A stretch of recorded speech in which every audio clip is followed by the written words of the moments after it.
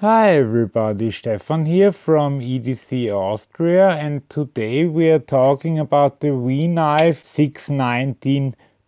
And before we start, just a short disclaimer. I got this knife as a review model from the European Knife Pass-Around group headed by knife collector 031 the Netherlands, and upon completion of my review this knife will go back to him. But this will not stop me of telling you everything about this knife, the good, the bad, whatever I can find. Okay, as for V-knives, I think most of you know about V-knives, but if you are one of the many new subscribers who maybe aren't that familiar with V-Knife. V-Knives is a company that's been around for years, but they mostly produced knives, or they only produced knives for other name brands, and they hit the knife scene big in 2016, where they in September announced they would release 20 models till the end of the year, which they did. And now in 2017 they have already released 8 new models, so it's hard to keep up with them. But what makes them different from other companies is that literally every one of their models is perfect quality. It's made from the finest materials. Only a few have been made in cooperation with knife makers. Most are in-house designs, just as this one too. This is an in-house design by the V-Knife Group. It's a frame lock, of course. They use 6Al 4V titanium for everything, for their hardware, for their handles, for their backspacer. They have ceramic ball bearings, which make it such a smooth experience. And it's nearly impossible to not deploy one of their knives correctly.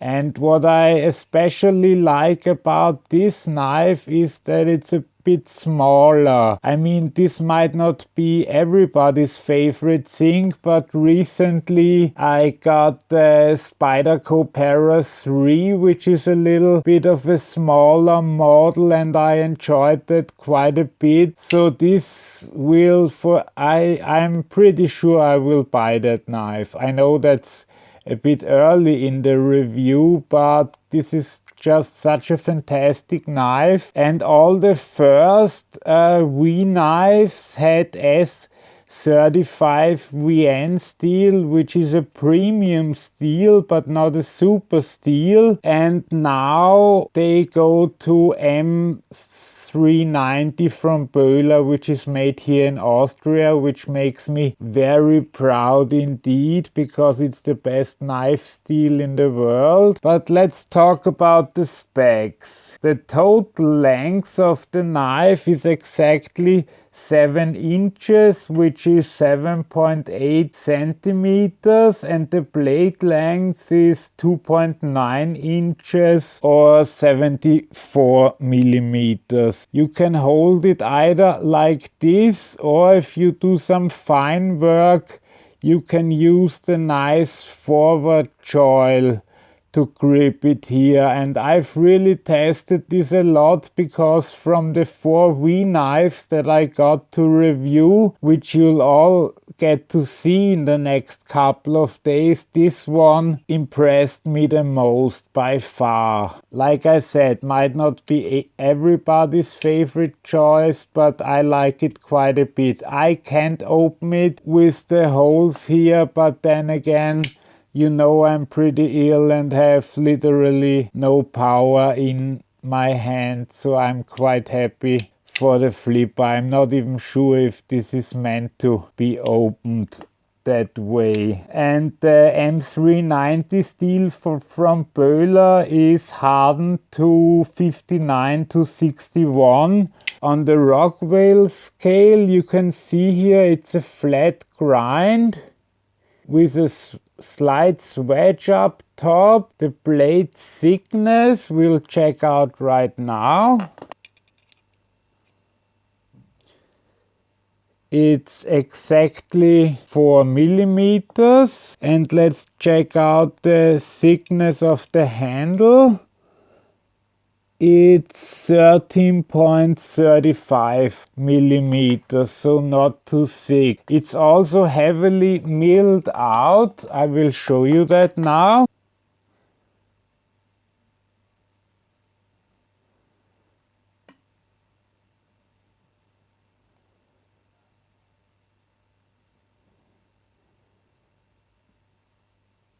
So here you could really see how nicely it was milled out. Now I'd say let's check the weight to see how much we saved with that milling out. Okay, in grams it's 138.9 and in ounces it... Okay, now let's start the size comparison. First we have the Para 3, which is basically the same length both on the cutting edge and on the handle. I purposefully picked smaller knives this time, but of course we can't miss a comparison to my staple, one of my Sebenzers, and you see the Sebenzer is quite larger. This is the Sebenzer 21. By the way, would you like me to make a review about the Sebenzer 21 one of these days? Please let me know in the comments. Here we have the Kaiser Gemini, which is also a rather smallish knife. Seems also about the same size as the V. And finally we have a budget knife, the Kershaw Injection, which I really like using. And this has of course 3.5 inches of blade and therefore is a bit bigger. By the way, the V knife comes in 10 color variations, which I'll show you now.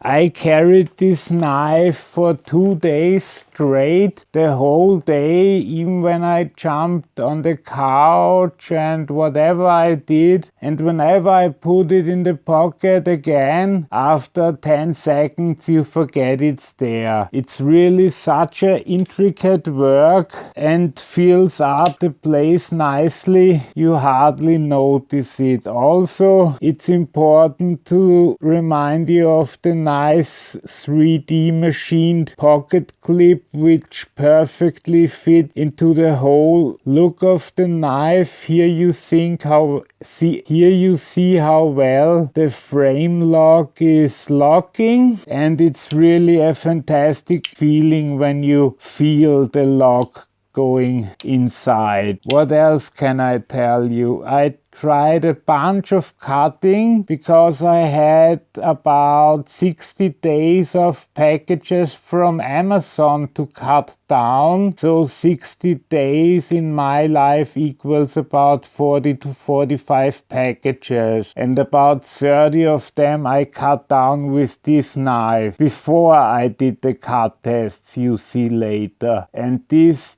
didn't make a problem even once. It never had an issue. I mean, I told you I would tell you anything bad if I found something, but this was the knife that most attracted me in the beginning, and I wasn't able to find anything wrong with it. Believe me, I would have loved to find at least something to critique. And finally, before we go to the cutting footage, I guess you know the V-bags by now. You get the microfiber cloth, you get the card with all the information. Here's the bag the knife comes in. Here's a silica gel. Another one is in the cardboard box. And here is the tool for the proprietary hardware, which we kindly delivers with the